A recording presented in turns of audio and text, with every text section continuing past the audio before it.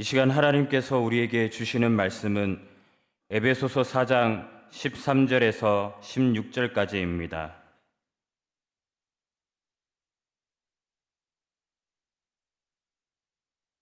신약 314면 에베소서 4장 13절에서 16절까지 말씀 제가 봉독해 드리겠습니다. 우리가 다 하나님의 아들을 믿는 것과 아는 일에 하나가 되어 온전한 사람을 이루어 그리스도의 장성한 분량이 충만한 데까지 이르니니 이는 우리가 이제부터 어린아이가 되지 아니하여 사람의 속임수와 간사한 유혹에 빠져 온갖 교훈의 풍조에 밀려 요동하지 않게 하려 함이라. 오직 사랑 안에서 참된 것을 하여 범사에 그에게까지 자랄지라. 그는 머리니 곧 그리스도라. 그에게서 온 몸이 각 마디를 통하여 도움을 받음으로 연결되고 결합되어 각 지체의 분량대로 역사하여 그 몸을 자라게 하며 사랑 안에서 스스로 세우느니라. 아멘. 오늘 말씀을 생각하면서 한번 따라하겠습니다. 믿음을 성장하고 자라나도록 하겠습니다. 아멘. 최근 국민건강보험공단의 통계 자료에 따르면은 2014년도에 성조숙증 환자가 96,733명에서 지난해 2023년에 25만 1,599명으로 약 한 2.6배가 증가했다고 합니다. 이 성조숙증의 원인은 이 서구화된 식습관, 또 소화비만, 환경호르몬 여러 가지가 꼽히는데요. 성장이 지나치게 빨라지면은 성장 호르몬의 불균형으로 성장판이 조기에 다칠 우려가 있고 또 그것이 아이들에게 큰 스트레스로 작용할 수 있다고 합니다. 이에 청소년 부모님들 요즘 보면은 이 성조숙증 때문에 많은 근심하는 분들이 있습니다. 이와 유사하게 신앙 안에서도 성장하고 제대로 자라지 못하는 경우가 있습니다. 예수를 오래 믿어서도 그 신앙이 어린 아이처럼 유치하고 스스로 일어서지 못하고 작은 것에도 시험 들고 또 신앙생활을 지탱하지 못함으로 방황하는 사람들이 있습니다. 특히 코로나 이후에 교회마다 이러한 기이한 현상들이 벌어지고 심화되고 있다는 것은 참으로 안타까운 현실입니다. 초신자든지 기신자든지 신앙은 성장해야 됩니다. 13절 오늘 하반절에 보면은 온전한 사람을 이루어 그리스도의 장성한 분량이 충만한 때까지 이를 것을 말씀합니다. 살아 있다면은 움직여야 되고 성장해야 되는 것입니다.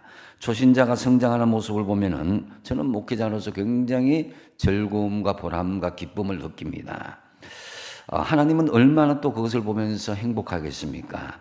어떤 사람들은 처음 교회에 나오실 때 하나님을 전혀 모를 때는 얼굴을 보면은 흡사 지옥에서 출장 나온 것처럼 그렇게 보였다가 나중에 점점 신앙생활 하면서 그 얼굴에 광채가 나기 시작하는 것을 볼 수가 있습니다. 그래서 신앙이 성장하면서 혼자도 성경 읽기와 묵상을 하고 말씀대로 살고자 노력하고 또 정기적인 기도 생활을 하고 또 모임에 나와서 봉사와 섬김의 모습을 보면은 참 아름다운 모습이고 하나님께서 기뻐하신 모습이 될 것이다 라고 보여집니다. 15절 하반절에 보면은 범사에 그에게까지 자랄지라. 그는 머리니 곧 그리스도라 그랬습니다. 범사에 하면 모든 일에 그에게까지 자랄지라. 그는 바로 예수 그리스도에게까지 자랄지라라고 말씀합니다. 이것은 우리가 영적으로 성장해야 될 분명한 목표가 예수 그리스도가 되어야 된다라는 거죠. 물론 우리의 영적인 성장 목표가 사람이 아니라 예수님이 된다. 이것은 사실은 완전히 이루기는 힘든 그런 목표입니다. 그런데 여러분, 우리가 이것은 이 부모님이 자식이 1등은 하지 못해도 사랑하는 자녀가 1등이 되기를 바라는 건 이 부모님의 마음과 같은 것이죠. 이는 부모가 자식이 꼴등이 되는 건 아무도 원하지 않습니다. 실제로 1등은 하지 못해도 내 자녀가 정말 우리의 목표인 그리스도 그 1등이 되기를 바라듯이 우리는 예수님을 본받아서 끊임없이 성장하고 자라는 이 신앙생활을 통해서 나아가는 것, 이것을 주님께서 원하신다라는 거죠.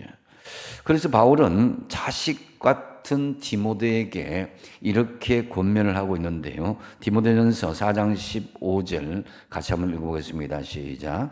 이 모든 일에 전심전력하여 너의 성숙함을 모든 사람에게 나타나게 하라. 아멘. 이것이 이제 우리가 성장하고 성숙하는 것은 우리 자신에서 끝나는 것이 아니라 모든 사람들에게 예수 믿는 증거가 나타나게 하라는 거죠. 야, 예수 믿으니까 뭐 달라졌다. 예수 믿으니까 뭐 이렇게 마음이 행복해진다는 그런 증거가 나타나게 되겠죠. 그러면 우리 믿음이 성장하고 자라나기 위해서 우리가 어떻게 해야 되겠습니까? 먼저 오늘 본문 말씀에 보면은 믿는 것과 아는 일을 일치시키라고 말씀합니다. 13절 상반절에 보면은 우리가 다 하나님의 아들을 믿는 것과 아는 일에 하나가 되어라고 말씀합니다. 믿는 일과 아는 일에 하나가 되라는 말은 이 믿는 것 신, 아는 건 지죠. 신지일치를 이야기하는 거예요. 그래서 믿음은 있는데 아는 지식이 없으면 미신이 되는 거죠. 근데 또 반대로 아는 지식은 있는데 믿음이 없으면 개인적인 철학과 주관이 되는 것입니다. 그렇기 때문에 우리는 하나님의 말씀을 알기 위해서 균형 있게 배우고 성장해야 된다라는 거죠. 베드로전서 2장 1절에서 2절이 그것인데요. 그러므로 모든 악독과 모든 기만과 외식과 시기와 모든 비방하는 말을 버리고 갓난 아기들 같이 순정하고 신령한 젖을 삼아라. 이는 그로 말미암아 너희로 구원에 이르도록 자라게 하려 함이라 그랬습니다. 사람의 성장이 제일 많이 이렇게 할 때가 바로 이 갓난 아기 때죠. 아이가 처음 태어났을 때에 얼마나 먹는지 봅니다. 모유를 먹고 분유를 먹는데 금방 두세 시간 돌았으면 아이들이 응애 하면서 이렇게 요구를 하게 되죠. 그러면은 성장이 막 1년, 2년 새 얼마나 잘하는지 모릅니다. 그리고 청소년기 아이들을 보면은 이 먹성이 얼마나 좋은지, 와, 정말 방금 이만큼 먹었는데 또 먹고 또 시간 지나면 엄마 또 밥 잘라고 그러고, 여러분도 아마 다 그런 경험이 있을 것입니다. 마찬가지로 우리가 영적으로 성장하려면은 갓난 아이처럼 또 청소년기에 그런 아이들처럼 그렇게 말씀을 먹고 자야 되는 것입니다. 그런데 이를 위해서는요, 먼저 우리 속에 있는 것이 비워져야 그것을 채울 수가 있는 거죠. 그래서 돈을 좋아하고 친구를 좋아하고 어떤 세상적인 세속적인 좋아하는 것이 있으면 그것을 다 끄집어내고 하나님의 말씀과 영적인 것을 채워 넣어야 되는 것입니다. 기도도 굉장히 중요하죠. 하지만 그 이전에 말씀이 기초가 되는 것이 굉장히 중요합니다. 말씀 없이 기도하면 미신이 되기 쉽기 때문입니다. 따라서 말씀과 기도와 함께 우리가 성장하는 데 귀한 영양소로 섭취할 수 있어야 되는 것입니다. 말씀을 들음으로 예수 그리스도를 믿는 것과 말씀을 배움으로 예수 그리스도를 아는 것이 하나가 되어서 그리스도의 장성한 분량에 이르도록 해야 된다라는 거죠. 아울러서 이 아는 것은 그저 말씀으로만 되는 것이 아니라 믿는 것과 아는 것이 하나가 된다는 것은 우리의 믿음이 삶의 실천적인 현장에서 그대로 이루어져야 된다는 것을 의미합니다. 교회는 그 존재 목적이 여기 또 이렇게 나와 있는데요. 예배와 교육, 교제, 봉사, 선교가 믿음 안에서 아는 지식에서 여러분의 삶의 현장으로 실천으로 이어져야 건강한 교회요, 살아있는 교회다라고 할 수 있습니다. 그래서 여러분, 우리가 믿음이 성장하고 자라나기 위해서 끊임없이 믿는 것과 아는 일에 하나가 되기를 힘쓰시는 저와 여러분 되시기 바랍니다. 그리고 계속적으로 우리 믿음이 성장하고 자라나기 위해서는 두 번째는 세상 풍조에 흔들리지 말라고 말씀합니다. 14절 말씀이 그것인데요. 같이 한번 읽어보겠습니다. 시작. 이는 우리가 이제부터 어린아이가 되지 아니하여 사람의 속임수와 간사한 유혹에 빠져 온갖 교훈의 풍조에 밀려 요동하지 않게 하리라 그랬습니다. 여러분, 여기에는 두 가지 유혹이 있음을 경고하고 있는데요. 먼저 사람의 속임수입니다. 이는 인간의 된 교리와 학설을 이야기합니다. 어떤 사람들 보면은 짧은 성경을 가지고 얼마나 성경을 왜곡하는지 도울 어떤 사람이 있죠. 이런 사람 보면은 너무너무 성경을 왜곡하고 있는 것을 볼 수가 있습니다. 또 신천지나 안상홍 정윤회 하나님의 교회라고 그러지만은 바로 이런 집단들의 사람들이 사람을 속임수로 막 여기 맞추고 저기 귀 맞추고 사람들의 귀를 솔깃하게 만드는 내용인데 이것이 신앙의 속임수로 사람들을 흔들어댄다는 거죠.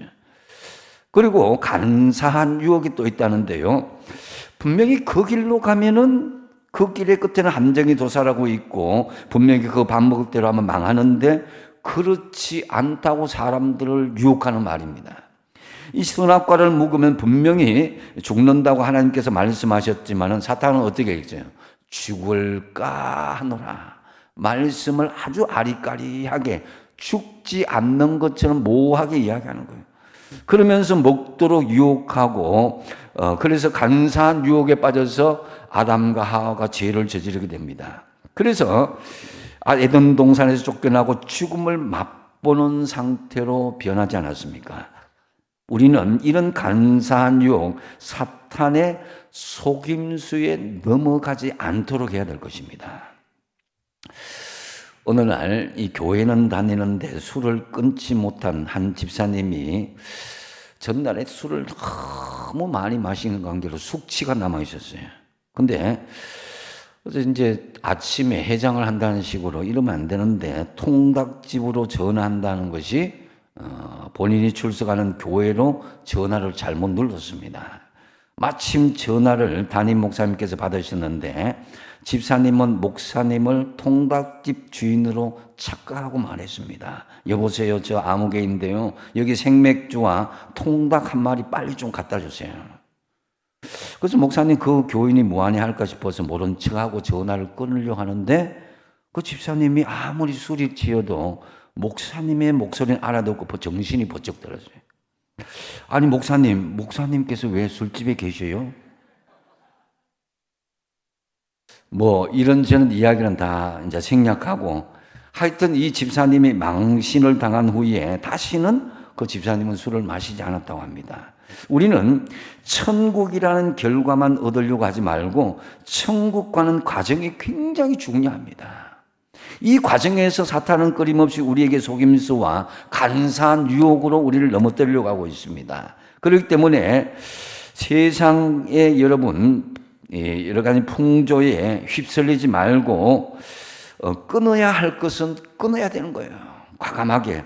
그러면은요 다 좋아합니다. 주변에서 예수 잘 믿는 사람들 배우자도 좋아하고 아이들도 좋아하고 이 목회자도 좋아하고 하나님도 얼마나 좋아하는지 모릅니다. 그리고 본인 자신도 몸도 좋아지고 영적으로도 건강해지고 그때부터 신앙이 성장하고 자라게 되는 것입니다. 또한 물질 문명과 과학과 우상, 철학과 많은 사상들이 지금 있다는 거죠.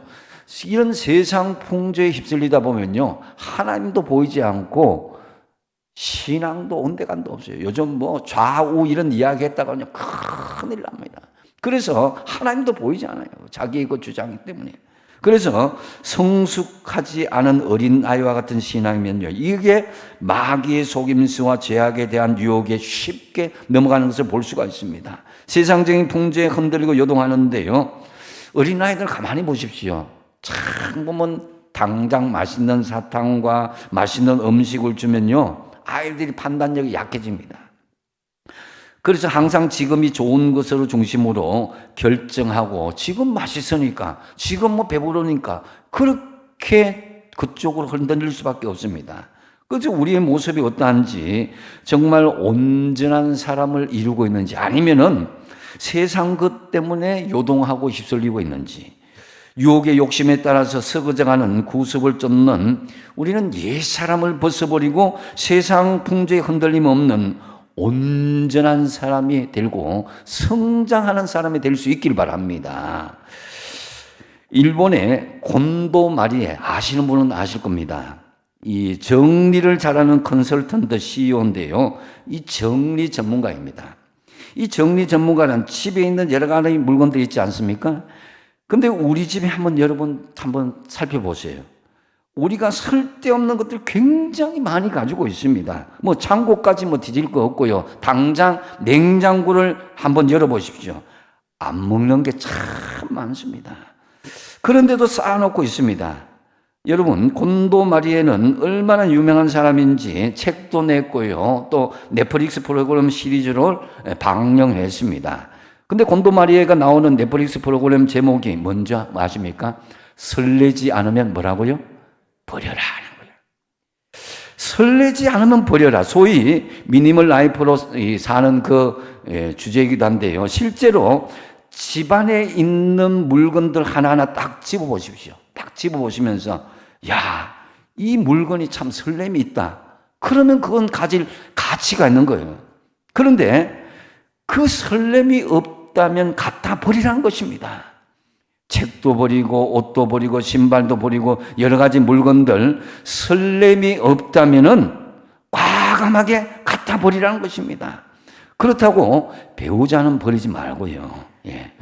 여러분, 그게 여러분이 이제 그 설렘이 있는 게 있잖아요. 그죠? 그런 거는 안 버려도 됩니다. 근데 괜히 그게 설렘이 없는데도 그게 쌓아놓게 하면은 어렵다는 거예요. 얼마 전에 우리 군사님 중에 한 분은 이사를 하면서 3분의 2 이상을 버렸는데 얼마나 행복하게 된지 모르겠다는 거예요. 물론 그 버릴 때는 아까운 것도 있고 추억도 있는 물건도 있죠.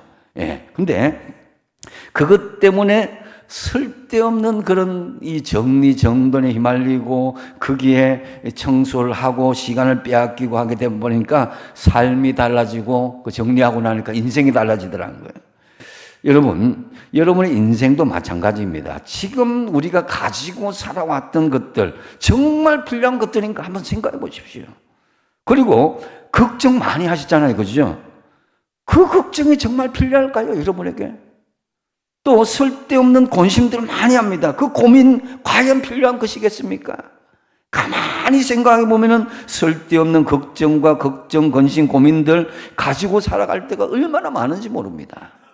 뿐만 아니라 우리는 사람들에게 또 그런 생각을 가집니다. 나는 꽤 괜찮은 사람이고, 나는 참 교양이 있고 많이 배운 사람이고 또 신앙이 좋은 사람이다.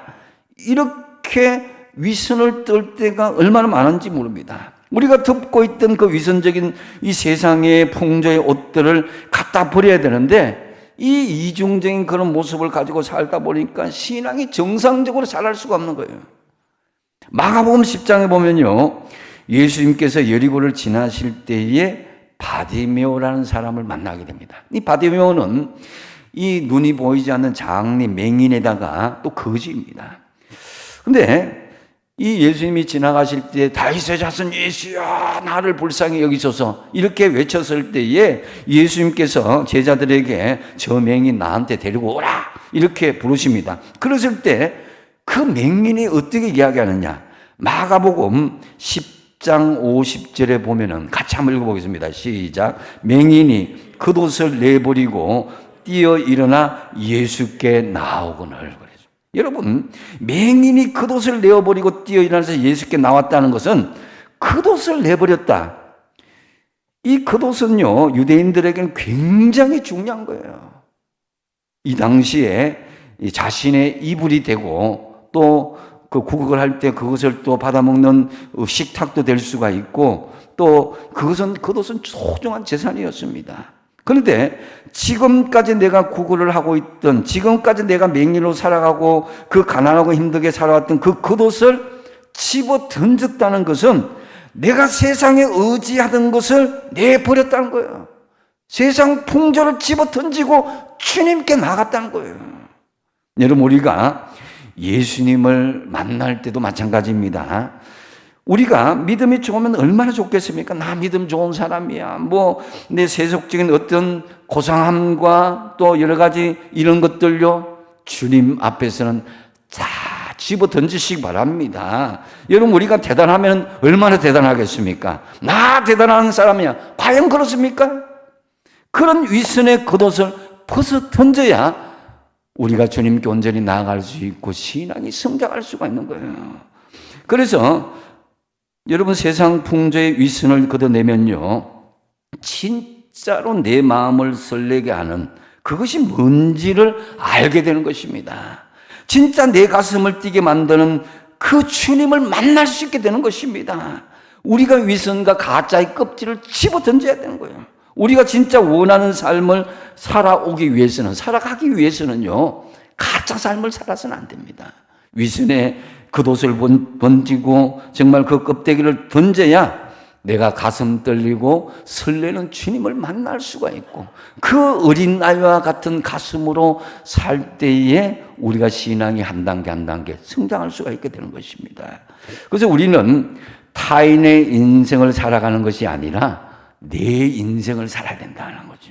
세상 풍조에 흔들리는 노예가 아니라 내 자신의 행복을 위해서 거지 옷을 벗어 던지고 세상 풍조에 따라고 흔들리는 삶이 아니라 정말 설레는 가슴으로 하나님을 만나서 계속 자라나서 건강하게 성장하시는 여러분 되시기 바랍니다.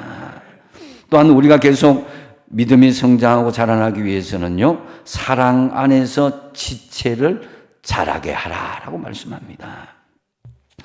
15절, 16절 여기에 이제 공통적으로 나오는 구절이 사랑 안에서라는 말입니다. 15절에 보면 오직 사랑 안에서 참된 것을 하고 범사에 그에게까지 자랄지라. 그는 머리니 곧 그리스도라 그랬습니다. 건강한 신앙을 가지려면요, 이 사랑으로 행동해야 된다는 거예요. 자기만 생각하던 태도를 버리고 남을 생각하는 태도를 가져야 된다. 역지사지 입장에서 내 주장이 아닌가, 상대방의 입장에서 한번 생각해 본다는 거죠.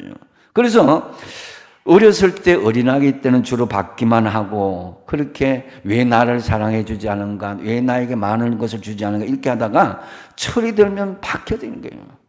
철이 들지 않는 자식은 여전히 나이가 50, 60 되어서 부모에게 말하지만 철이 들게 되면 어떻게 됩니까? 부모에게 사랑을 받는 것이 아니라 부모에게 그 받은 사랑을 갚아나가는 거예요. 더 많이 갚아나가는. 그것이 성인이 된다는 것인데요. 그래서 그 부모에게뿐만 아니라 다른 사람에게도 더 내가 받은 사랑을 베풀고 그 사랑을 통해서 정말 성숙하게 우리가 신앙을 성장하게 된다라는 거죠. 일본의 유명한 목사님 가가와 도요이쿠 목사님이 계신데요. 이 목사님은 일본 감리교에서 목회한 분인데요. 과거 일본 군국주의를 반대하고 한국에 대해서 사죄를 많이 했습니다. 전쟁과 침략을 반대하다가 투옥되기도 하고 스스로 빈민가에 들어가서 빈민들과 함께 생활하며 협동조항을 만들기도 하고, 오늘날 공동구매 방식으로 빈민들의 삶의 질을 높이기 위해서 정말 애썼던 기초를 쌓았던 분입니다. 그런데 이 목사님의 그 과거 이력을 보면 너무나 가슴 아픈 이력이 있습니다. 목사님의 아버님은 시장이었지만은 어머님은 첩이었는데 기생 어머니 사이에서 태어났습니다. 그래서 아버지 집에서 자라기는 했지만은 첩의 아들이라고 해서 늘 눈칫밥을 먹으면서 살았습니다. 본체의 자식들로부터 온갖 멸시와 천대를 받는 어느 날 담모퉁이에 우두커니 서서 자기 인생을 비관하고 있을 때에 북치고 나팔 불면서 지나가는 이 구세군의 전도대를 만났습니다. 근데 구세군 전도대가 외치는 말이 하나님은 누구든지 사랑하십니다. 하나님은 모든 사람을 사랑하십니다. 이 소리가 귀에 번쩍 들린 거예요. 이 가가와 도요 있고 목사님은 그들 가까이 다가가서 물었습니다. 기생 아들도 하나님이 사랑해 주시나요? 그러니까 아무렴요 어떤 죄인이라도 하나님은 사랑하십니다. 그래서 그 말에 감동을 받고 가가와 목사님은 예수님을 믿고 영접하게 되었다는 것입니다. 그래서 가가와 목사님 글 가운데서는 나는 기생의 아들이 아니라 이제 하나님의 아들이다 라는 그런 내용들이 종종 나타나는 것을 볼 수가 있습니다. 이처럼 하나님의 사랑을 받게 되면 우리의 자존감이 높아지고 우리를 굳게 세워준다는 거예요. 이제 이 사랑 안에서 우리가 성장할 수 있어야 되는데, 그래서 여러분 우리도 우리 자신들에게 이런 격려를 하고 다른 사람들에게 사랑으로 격려할 수 있어야 된다라는 거죠. 한번 따라하겠습니다. 하나님은 사랑이십니다. 하나님은 나를 사랑하십니다. 옆에 있는 분들 한번 바라보십시오. 하나님은 당신을 사랑하십니다. 한번 내 가슴을 만지면서 나는 하나님의 자녀입니다. 아멘? 예. 여러분, 사랑은, 하나님의 사랑은 우리 사람의 마음을 따뜻하게 하고 변화시킵니다.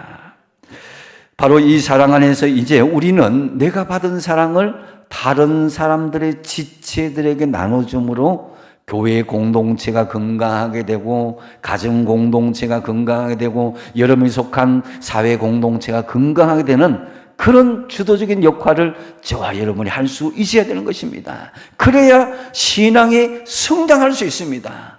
교회를 오래 믿어서도 여전히 모태신앙이면서도 여전히 나에게 관심이 없다, 나에게 사랑이 없다, 교회가 어떻다 저떻다 하는 게 아니라 그건 어린아이의 신앙입니다.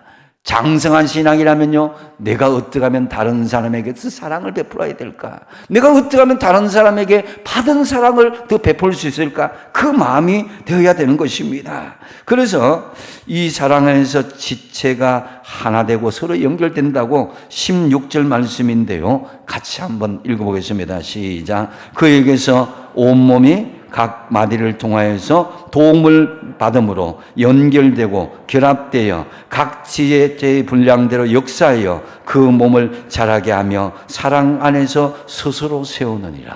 아멘. 예수님께서에게 내가 연결되어 있고 서로 머리이신 예수님 안에서 각 지체는 결합되고 연결되어서 사랑 안에서 이 지체들이 서로 자라나고 세워나는 한 몸 된 공동체로 이 교회가 그렇게 자라나야 된다는 것입니다. 그러므로 우리는 너도 나도 할 것 없이 예수 그리스도께 속해 있으며 그 사랑 안에서 예수 그리스도 안에서 서로 연결되고 결합되고 있다는 사실을 알아야 될 것입니다.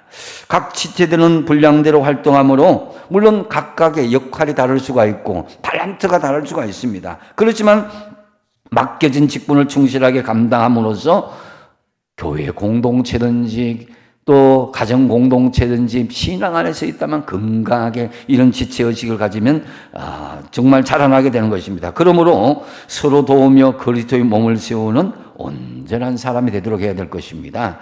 저는 지난 주간 김장을 담그는 우리 성도들의 모습을 보면서 사랑 안에서 한 공동체의 지체들이 정말 아름답게 웃으며 섬기면서 지체가 자라고 성숙하는 모습을 볼 수가 있었습니다.